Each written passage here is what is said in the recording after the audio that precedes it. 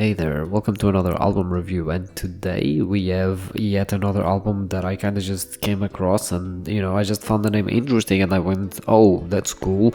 Today it's not the album name that is interesting, it's actually the band name. The band name is called ASkySoBlack, and I was like, yeah, sounds emo enough, and it is emo pretty much. So I decided to pretty much just check out their EP, What Is Yet to Come.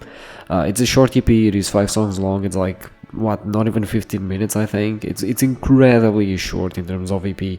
It doesn't really, yeah, it's like, I would say, actually, it's even closer to like 10 minutes, I think, right? The songs are very short, and well, yeah, basically, if the name of the band didn't give it away, yeah, it is pretty much an emo band, and, well, okay, I think that's a little bit unfair. I wouldn't say that it's an emo band necessarily. I would say it's like, it definitely has a lot of the, especially early 2000s, like emo, style to them.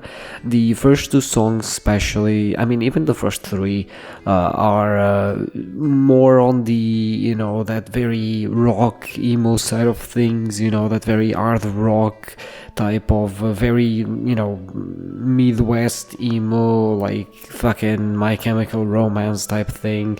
Even like Breaking Benjamin, but maybe not as hard rock, I guess, right? And then, the last song, DK Desire, is more on the, I guess, Bullet for My Valentine side. It's a little bit harder, it's, much heavier on that regard, but pretty much everything sounds like emo anyway, right?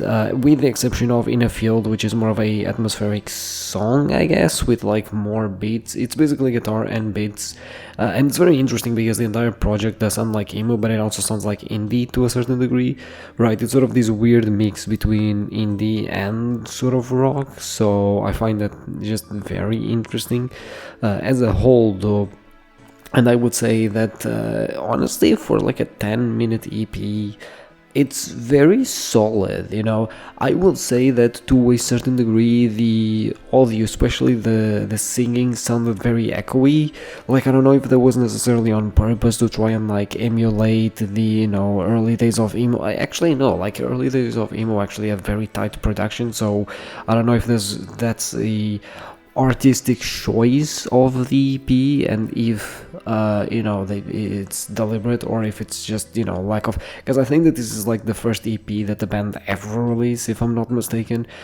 So I think it's it's a bit normal that, again, like when it comes to first EPs and whatnot, or first projects, usually the quality doesn't tend to be the best. I would say, and that's completely fine, right? But it is a thing that I've kind of noticed, and I'm sort of pointing this out because I actually think that this could actually work in the favor of the project if the project actually had deliberately gone to like a echoey type sound, right? Like, for example, a couple of like weeks ago, I think it's been like more than a week at this point, but regardless, a couple of days ago I reviewed Asian Glow, like one EP from Asian Glow, and like the sound was very noisy, and even yesterday, right, like the sound was very noisy, and that's on purpose, right? The point of the music there is to be noisy, right? It's not to have a clean production, and sometimes instead of being noisy, it can be echoey, or it can have a lot of reverb, or a lot of auto-tune, or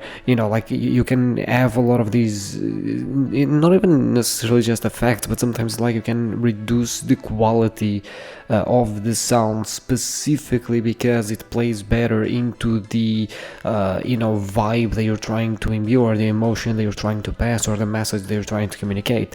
So I don't know if it's necessarily what the band wanted to do, but it is something that I've noticed, and something that was a little bit distracting, especially because as far as the instruments go, they're pretty solid. Like, they don't feel like they're echoey, at least not as echoey as the vocals. So again, something leads me to believe that it wasn't on purpose, and it was more of a, okay, this is our first project, obviously we don't have like a huge budget to like blow on this, right, rather than being a deliberate choice. Either way, it's just more of a minor thing.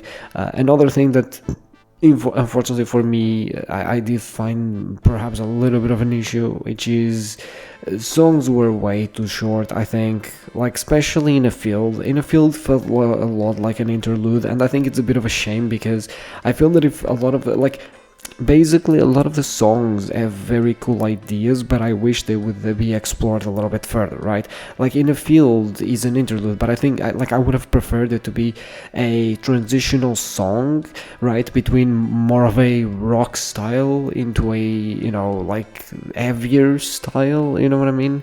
Right, again, like it's sort of like you go from Breaking Benjamin to like I mean, not even Breaking Benjamin, like My Chemical Romance to like Bullet for My Valentine. That's sort of like how it feels, how the EP ends up evolving, and then you sort of have this interlude.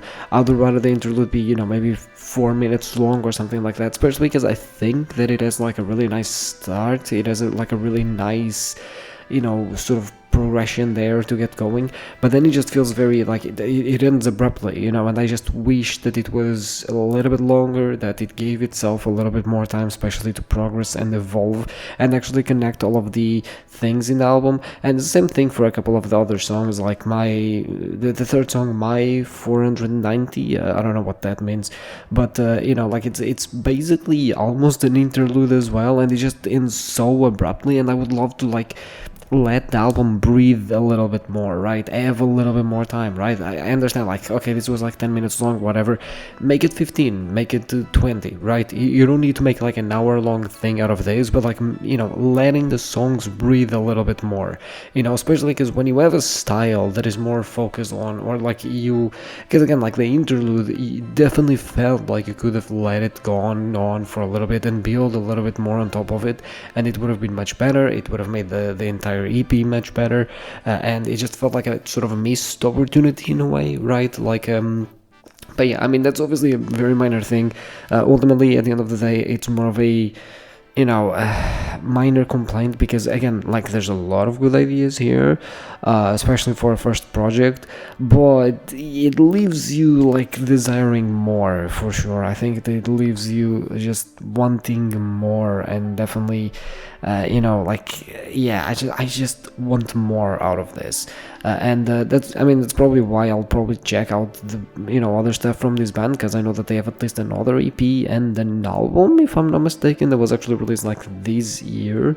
So I'll have to definitely check that out, because I definitely want more. And I mean, as a revival of emo, I think that's the best part about this, is that, you know, because it's so far removed from when emo was big, you can just take the best elements out of it and then just, you know, not take the worst ones. So yeah, but that's pretty much it in terms of my vibe meter. I'm feeling like I'm honestly 8 out of 10 right now. That's how I'm feeling. That definitely might change, but yeah, that's pretty much it, and I'll see you tomorrow with a new album review.